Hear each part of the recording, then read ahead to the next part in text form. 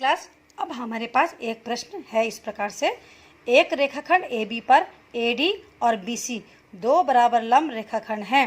दर्शाइए कि CD रेखाखंड AB को समद्विभाजित करता है। इस प्रश्न का चित्र यहाँ पे दिया गया है। अब हम इस प्रश्न को इस चित्र की सहायता से समझने का प्रयास करते हैं। देखेंगे, एक रेखाखंड AB पर, ये आपके पास रेखाखंड है, ये AB, इस पर AD और BC ये दो बराबर लंब रेखाखंड है। आप देख सकते हैं कि ये BC और AD दो लंब रेखाखंड हैं और ये आपस में क्या है, बराबर हैं। दर्शाइए कि, हमें क्या दर्शाना है कि CD रेखाखंड AB को समद्विभाजित करता है। अर्थात जो CD है इस रेखाखंड AB को किस बिंदु पर काट रहा है, O बिंदु पर काट रहा है। तो हमें ये साबित करना है, हमें ये दर्शाना है कि रेखाखंड AB जो है दो बराबर भागों में बटेगा, अर्थात OB बराबर OA। तो स्टूडेंट्स, प्रश्न को दर्शाने से पहले, इस बात को दर्शाने से पहले हम लिखते हैं सबसे पहले दिया है।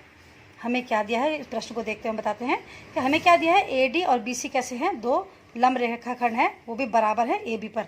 तो हम सबसे पहले लिखेंगे AD लंब है AB तथा BC लंब है AB पर, और साथ ही AD बराबर BC। ये जैसे प्रश्न में दिया गया था हमने यहाँ पे लिख दिया है। अब हमें सिद्ध करना है कि CD रेखाखंड AB को समद्विभाजित करता है। CD इस रेखाखंड AB को समद्विभाजित करता है, अर्थात OA बराबर OB या AO बराबर OB, हमें ये सिद्ध करना है।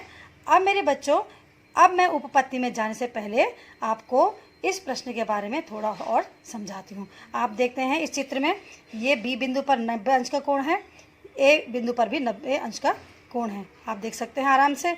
और हमें साथ ही प्रश्न के हिसाब से दिया गया है कि BC बराबर AD, ये हमको दिए गए हैं। ये समान लंबाई के रेखाखंड है और लंब रेखाखंड तो है ही है। साथ ही हमें एक चीज़ और देखनी है, इस चित्र को आप जानते हैं देखते हुए, ये दो रेखाखंड हैं आपस में O बिंदु पर कट रहे हैं। तो आपने एक विशेषता पढ़ी होगी, जब दो रेखाएं किसी बिंदु पर कटती हैं तो उन रेखाओं के जो कटान से जो ये कोण बनेंगे, इनका एक विशेष नाम होता है। इनको आप क्या बोलते हैं, इनको हम बोलते हैं शीर्षाभिमुख कोण। तो हम देख सकते हैं इस चित्र में ये शीर्षाभिमुख कोण है और ये भी शीर्षाभिमुख कोण है, ये आपस में क्या होंगे, बराबर होंगे। देख सकते हैं आप इस चित्र में। अच्छा, दूसरी बात मैं आपको बताती हूँ, इन दोनों चित्रों को देखेंगे, ये त्रिभुज बन गया है BOC, और ये भी दूसरा त्रिभुज है नीचे की ओर AOD।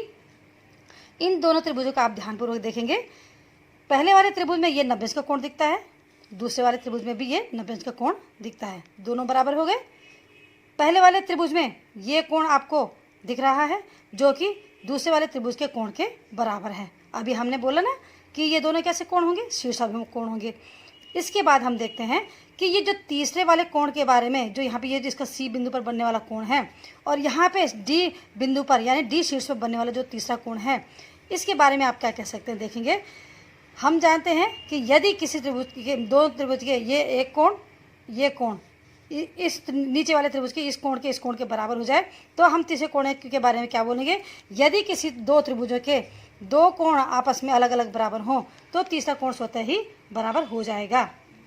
तो बच्चों, हमने अभी देखा, जैसे मैंने अभी आपको बताया कि ये कोण इस कोण के बराबर हो जाएगा 90-90, ये कोण इस कोण के बराबर हो जाएगा, ये क्या शीर्षाभिमुख कोण है, तो फिर ये कोण इसके बराबर अपने आप ही हो जाएगा, ये स्वतः ही क्या हो जाएंगे, बराबर हो जाएंगे। इस बात को समझाने के लिए मैं आपके लिए यहाँ पे लिखती हूँ। सबसे मान लिया कि ये जो शीर्षाभिमुख कोण है, ये जो दोनों बराबर हैं, इसको x मान लेते हैं, इसे भी हम x मान लेते हैं, ठीक है। अगर ये x है तो ये भी x होगा। अब हम ये देखना चाहते हैं कि क्या C D के बराबर होगा, तो हम क्या करते हैं, हम जानते हैं कि त्रिभुज के तीनों कोणों का योगफल कितना होता है, 180 अंश होता है। तो ऐसे ही इस त्रिभुज के तीनों अंतः कोणों का योग भी कितना होगा, 180 अंश होगा। तो पहले मैं ऊपर वाले त्रिभुज के तीनों अंतः कोणों का योगफल लिखती हूँ कि 180 अंश होगा, ठीक है। तो सबसे पहले मैं लिखती हूँ कि कोण, ऊपर वाले त्रिभुज देखेंगे, त्रिभुज OBC में आप देख सकते हैं x + 90 प्लस कोण C, इसको हम कोण C कह देते हैं कुछ देर के लिए, कोण C बराबर 180 अंश। इसी प्रकार से त्रिभुज OAD में, त्रिभुज OAD में इसके भी तीनों अंतः कोणों का योगफल भी 80 होगा, तो हम 180 होगा, तो हम लिखेंगे x + 90 प्लस एंगल डी, कोण डी बराबर 180 अंश। आप देख सकते हैं x प्लस एंगल ए की वैल्यू कितनी है 90 डिग्री है, प्लस एंगल डी, ये तीनों का योगफल कितना होगा, इन तीनों कोणों का योगफल 180 होगा, तो हमने लिख दिया।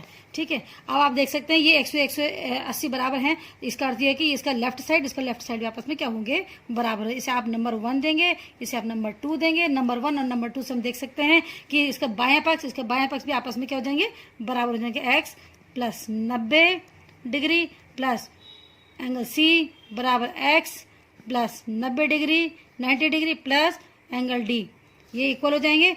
तो ये क्या हो जाएंगे, आपस में x से x कैंसिल हो जाएगा, 90 से 90 कैंसिल हो जाएगा, तो हमारे पास क्या रह जाएगा, angle c is equal to angle d।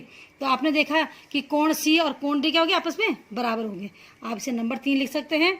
अब हमें जो साबित करना है, जो दर्शाना है कि सी डी रेखाखंड ए बी को समद्विभाजित करता है। अब आप इस पे ध्यान देंगे, अभी तक हमने देखा कि ये कोण और इस कोण को हमने क्या किया, बराबर कर दिया इस त्रिभुज में। तो अब आप देख सकते हैं बहुत ही आसान है अब ये साबित करना। देखो इस त्रिभुज में ये दो कोण और इनके बीच की भुजा, इस त्रिभुज में ये दो कोण और उनके बीच की भुजा, देखेंगे आप लोग क्या है, ये अलग अलग करके बराबर बराबर दिख रहे हैं हमें। यानी इस त्रिभुज का ये कोण इस कोण के बराबर है, इस त्रिभुज का ये वाला कोण सी और इस त्रिभुज का ये वाला कोण डी आपस में बराबर है, और इस त्रिभुज की बीसी भुजा, इन दोनों कोणों के बीच में पड़ने वाली जो भुजा बीसी है, और ऐसी इस त्रिभुज में दो कोणों के बीच जो पड़ने वाली भुजा बीच में जो है वो क्या है, ये भी आपस में बराबर है। तो इस प्रकार से ASA नियम से या ASA कसौटी से ये दोनों त्रिभुज क्या हो जाएंगे, सर्वांग हो जाएंगे।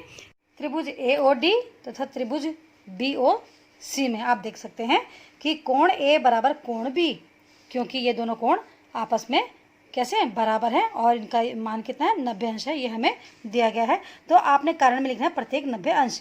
उसके बाद आप लिखेंगे भुजा AD बराबर भुजा BC। आप देख सकते हैं भुजा AD बराबर भुजा BC, ये भी हमें जो है प्रश्न में दिया हुआ है कि ये बराबर लंब रेखाखंड थे, तो हमने इसको भी लिख देना है, दिया गया है। फिर हम लिखेंगे तीसरे नंबर पे कि कोण D बराबर कोण C।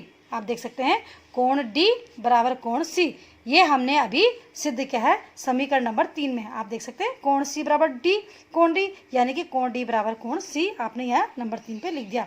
अब आप जो है इन तीनों बातों को देखते हुए आराम से जो है अनुमान लगा सकते हैं कि ये जो दोनों त्रिभुज के लिए जिन्हें हमने ये लिखा है AOD और त्रिभुज BOC के लिए, ये दोनों त्रिभुज क्या हो जाएंगे, सर्वांग सम हो जाएंगे, क्योंकि कोण भुजा कोण वाला जो प्रतिबंध है ये इसमें लग रहा है दोनों त्रिभुजों में, जिसे हम बोलते हैं ASA प्रतिबंध। तो ASA प्रतिबंध से त्रिभुज AOD और त्रिभुज BOC ये क्या हो जाएंगे, सर्वांग सम हो जाएंगे। आप सर्वांग सम का साइन देख सकते हैं। तो जब दोनों त्रिभुज सर्वांग सम हो जाएंगे, देखेंगे AOD और BOC, तो इन दोनों त्रिभुजों में CPCT से सारे के सारे जो प्रत्येक भाग है वो आपस में क्या हो जाएंगे, बराबर हो जाएंगे।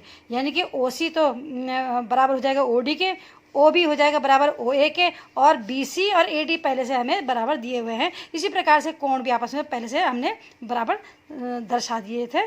तो हम देख सकते हैं कि OB बराबर OA, क्योंकि दोनों त्रिभुज क्या हो गए, सर्वांग सम हो गए।